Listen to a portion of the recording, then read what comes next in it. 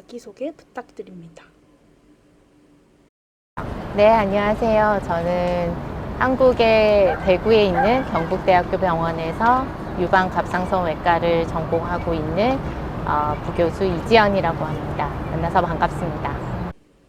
어디서 오셨나요?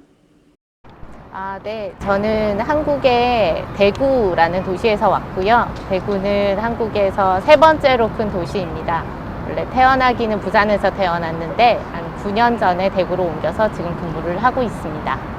잘하면서 롤모델은 누구였나요? 잘하면서 롤모델은 저의 오빠였는데요. 오빠는 원래 공부도 굉장히 잘했지만 또 동네에서 가장 잘 노는 사람으로 유명했거든요. 그래서 오빠 이름이 이승엽인데 저는 항상 승엽이 동생으로 유명했었고, 그래서 동네에서 아무도 저를 건드리지 않았어요. 근데 그런 오빠를 보면서 공부만 하지 않고 공부도 하면서 또 멋진 사람이 될 수도 있구나를 봤었고, 그래서 그 학창 시절에는 저의 롤모델이었던 것 같아요. 선생님의 삶의 원동력은 무엇인가요? 제 삶의 원동력은 뭐 그때그때 시기마다 바뀌지만 지금은 저의 가족인 것 같아요. 제 남편하고 그리고 아들 둘이 있는데요. 온 가족이 모이면 남자 셋에 여자는 저 하나밖에 없지만, 그래서 아들 둘을 낳고 나서는 사실은 제가 애들한테 날라차기도 하게 되고 굉장히 재밌는 일들이 많이 생기는데, 저희 가족들이 같이 있을 때가 제일 행복하고, 그래서 저의 삶의 원동력은 지금 현재는 저희 가족인 것 같습니다. 앞으로도 그럴 것 같아요. 네. 사람들이 선생님에 대해 알았으면 하는 한 가지는 무엇입니까? 일단 제가 겉으로 보기에 굉장히 밝아 보이는데요. 그래서 밝은 성격인 건 맞지만 혼자 있는 걸 되게 좋아해요, 사실은.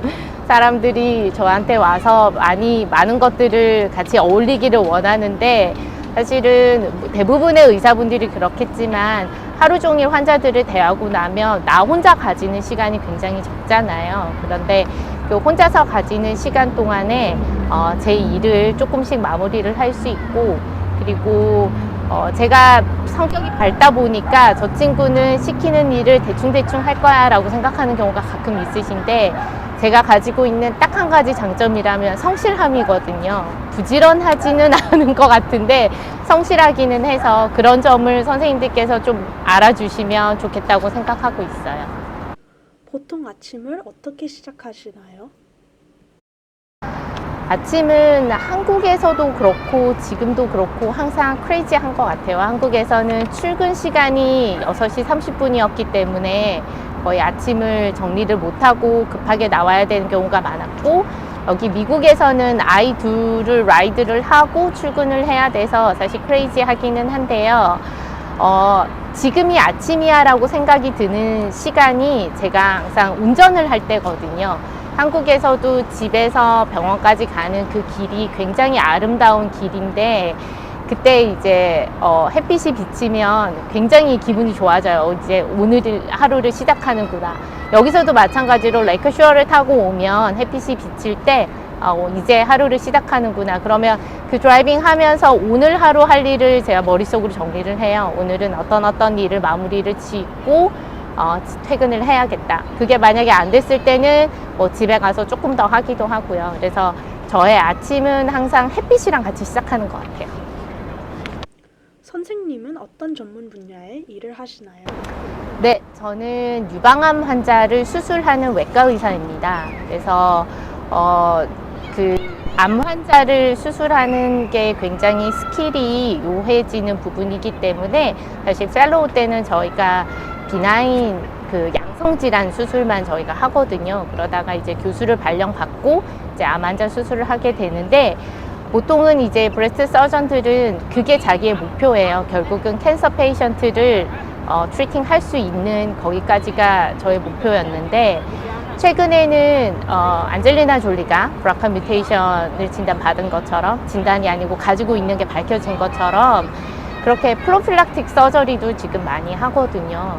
한국도 그렇고 미국도 그렇고 로봇 수술이 굉장히 핫하게 대세가 되고 있어요. 그래서 프로필락틱 서저리를 할 때는 로봇 수술을 하면 스카가 굉장히 작게 남기 때문에 그런 것들에 대해서 관심이 많고 또 많이 발전했으면 좋겠는 마음으로 많은 관심을 가지고 있습니다. 어떤 환자들을 보시나요? 네, 저는 유방암 환자도 보고요. 그리고 제네틱 카운슬러이기도 해서 유전적으로 가족들에게 어떤 카운슬링 필요한 경우에 그런 그 조언을 해줄 수 있는 역할도 하고 있고요. 그리고 또 그뿐만 아니고 이제 교수로 발령을 받은 후에는 이제 제자들도 키워야 되고 그리고 제 밑에 후배들도 끌어줘야 되는 역할이어서 시간이 가면 갈수록 굉장히 역할이 더 다양해지는 것 같아요. 그런데 다 재밌는 것 같습니다. 좋은 의료인의 특징은 무엇이라고 생각하시나요? 좋은 의료인은 단순히 공부를 많이 했거나 똑똑한 사람보다는 제 생각에는 공감할 수 있는 능력이 가장 중요한 요건일 것 같아요. 물론 들어주는 것도 좋지만 아무런 관심 없이 그냥 시간만 때우면서 듣는 것보다 환자가 이야기했을 때 저 사람이 어떤 상황에서 저런 증상을 겪었고 저렇게 힘든 일이 있었을까 한번 되짚어 보면 그들도 제가 공감하는 걸 느낄 수가 있거든요. 그렇게 되면 사실 말하지 않던 증상 환자들이 더 많이 하게 되고 그러면 저는 사실은 아주 정확한 진단에 한 걸음 더 나아갈 수 있기 때문에 공감하는 능력이 의료인들한테는 가장 필요한 것 같습니다. 일하는 동안 가장 어려운 점은 무엇인가요? 사람 간의 관계가 제일 어려운 것 같아요.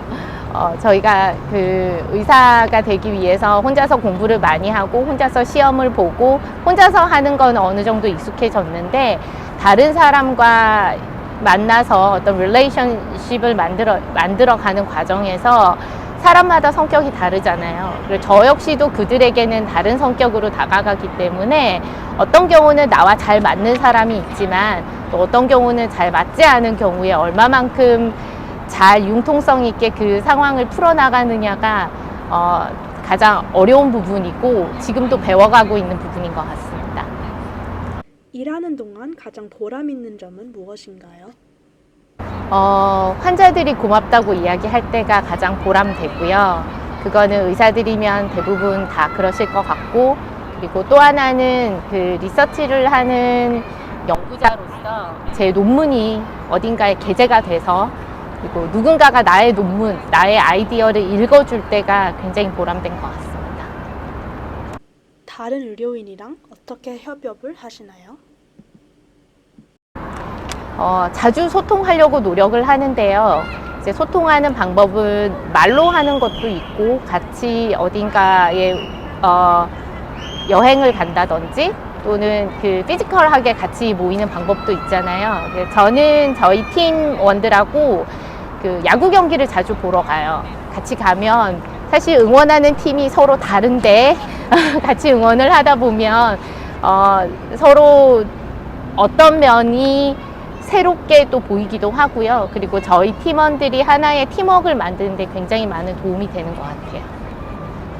어떻게 해야 환자들과 좋은 신뢰를 쌓을 수 있다고 생각하시나요? 환자들에게 신뢰를 쌓는 거는 어느 한순간으로 되는 건 아닌 것 같고요. 그 의사들도 사람이기 때문에 굉장히 귀찮은 순간이 오거든요. 환자들이 질문을 하거나 또는 아프다고 이야기했을 때 나는 이 순간이 너무 귀찮아라고 느껴지는 순간이 있으실 텐데 그 순간에 내가 5초만 이 사람한테 할애를 하면 이 사람은 어쩌면 5개월 내지 5년 동안 편안하게 잘 지낼 수 있을 거라는 생각으로 그 귀찮은 이 순간을 넘기자. 그리고 이 나 앞에 있는 이 환자에게 이 시간에 할애하자 이 생각을 가지고 있는데요. 그런 순간순간들이 쌓이면 환자들이 결국은 저한테 신뢰를 가지게 되는 것 같아요.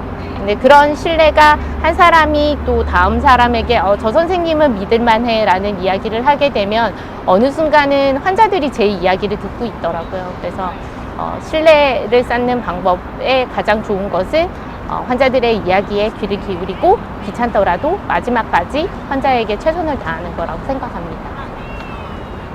환자들을 돌볼 때 선생님만의 특별한 노하우가 있나요? 최영강 교수님도 그 얘기를 책에서 쓰셨던데요. 환자들 얼굴을 쳐다보는 게 굉장히 중요해요. 근데 최근에는 대부분의 차팅 시스템이 다 컴퓨터로 하잖아요. 그래서 컴퓨터 모니터를 봐야 되는 순간이 있는데 저는 환자한테 내가 차팅을 하는 뭐 1분만 좀 기다려 달라. 그리고 차팅을 마치고 나면 자 이제 이야기할까요? 하고 환자하고 눈을 맞추거든요. 눈을 맞추면서 이야기하면 환자도 훨씬 신뢰 있게 모든 자기의 이야기를 털어놓을 수 있고 그리고 저 역시도 이 환자를 아주 기계적으로 이거 치료할게요 끝 이러지 않고 이 환자가 가지고 있는 진짜 프로블럼이 뭔지를 파악하는 데 굉장히 많이 도움이 되는 것 같아요. 그래서 눈을 보는 게 가장 중요하다고 생각합니다. 혹시 하고 계신 연구가 있으신가요? 네, 연구에 관여를 많이 하고 있습니다. 지식은 부족하지만 호기심이 많아서 이것저것 공부하는 것도 좋아하고요. 그리고 다른 선생님들하고 콜라보레이션 해서 어떤 하나의 리절트가 나왔을 때 너무 기분이 좋은 것 같아요. 그래서 시카고 지금 최영강 교수님 랩에서도 같이 프로젝트를 하고 선생님들하고 디스커션하고 하는 부분들이 너무 재밌는 것 같습니다. 긴 하루의 일과 후에 선생님은 어떻게 쉬나요? 저는 집으로 돌아가면 사실 엄마의 역할을 다시 해야 되기 때문에 아이들한테 잔소리도 하고 숙제도 시키고 씻기고 재워야 되는데요. 이제 아이들이 자고 나면 밤 10시, 11시쯤이 되는데 그제서야 이제 저는 제 시간을 가질 수가 있거든요. 그래서 마지막 저의 하루는 아침에 못했던 작업들을 마무리하면서 맥주 한 캔 마시는 거 그게 저의 하루의 거의 마무리가 되는 것 같습니다. 어떤 취미 활동을 즐기시나요? 저는 취미는 수영인데요. 예전에는 잘하는 특기였지만 자주 못하다 보니까 이젠 특기라고 말하기는 어렵고 취미라고 얘기를 해야 될 것 같은데 여전히 수영하는 걸 좋아하고요. 그리고 영어를 배우기 위해서 사실은 미국 드라마들을 보기 시작했는데 그 이후로는 영화 보는 것도 굉장히 좋아하고 있어요. 의료인으로 지금까지 경험 중에 어떤 부분이 제일 인상 깊으셨나요? 제가 겪은 일 중에서 나기보다는 최영강 교수님 책에서 제가 굉장히 인상 깊게 봤던 챕터가 있는데요. 어떤 환자분이 이제 본인이 죽을 날이 가까웠다는 걸 알고 본인의 장례식 초대장을 만들었던 부분이 있었어요. 사실은 한 사람으로서 어떻게 저런 생각을 할 수가 있을까라고 여겨졌고 그래서 그 책에서 본 이후로 지금도 아직 고민을 하고 있지만 언젠가 제 삶이 마지막이 다가오게 되면 저도 주변 사람들한테 슬퍼하지 않게 좀 기쁘게 나의 죽음을 맞이할 수 있는 그런 마음가짐을 배우고 싶어요. 네. 최근 의료인들이 직면하고 있는 문제가 무엇이라고 보시나요? 시간에 너무 쫓기는 것 같아요. 의료인들이 물론 공부를 많이 해야 되고 환자한테 많은 잘못된 지식을 전하면 안 되기 때문에 많은 시간을 할애해야 되는 건 맞지만 여전히 환자들에게는 의사가 부족한 것 같고 그러다 보니까 의사가 되기 위해서도 그렇고 되고 나서도 그렇고 너무 자기 스스로의 시간을 희생해 가면서 일을 해야 되지 않나 하는 생각이 들어요. 그래서 앞으로도 많은 의사들이 생겨서 좀 더 여유롭게 환자한테 더 많은 시간을 한 명 한 명 할애해 줄 수 있으면 좋겠다고 생각이 듭니다. 의료인이 되고자 하는 사람들에게 조언 한마디 부탁드립니다. 1번도 2번도 3번도 정직해야 된다고 말씀드리고 싶어요. 이 환자를 보는 과정에서 안 좋은 일이 생길 수도 있고 그리고 실수를 하는 경우도 있을 수는 있습니다. 그런데 그 실수를 덮으려고 무언가의 거짓말을 하게 되면 그 거짓말이 더 큰 일을 만들게 되고 끝도 없이 그것들은 부풀려지게 되거든요. 그래서 실수를 했건 또는 환자가 안 좋아졌건 어떤 순간이건 정직함이 가장 중요하다고 생각이 들고요. 그 정직함에 있어서 내가 잘못하고 사죄해야 되는 부분이 있으면 그 순간에 하고 넘어가셔야 그 다음부터라도 모든 일들을 바로 잡으실 수 있다고 조언드리고 싶습니다. 감사합니다. 감사합니다.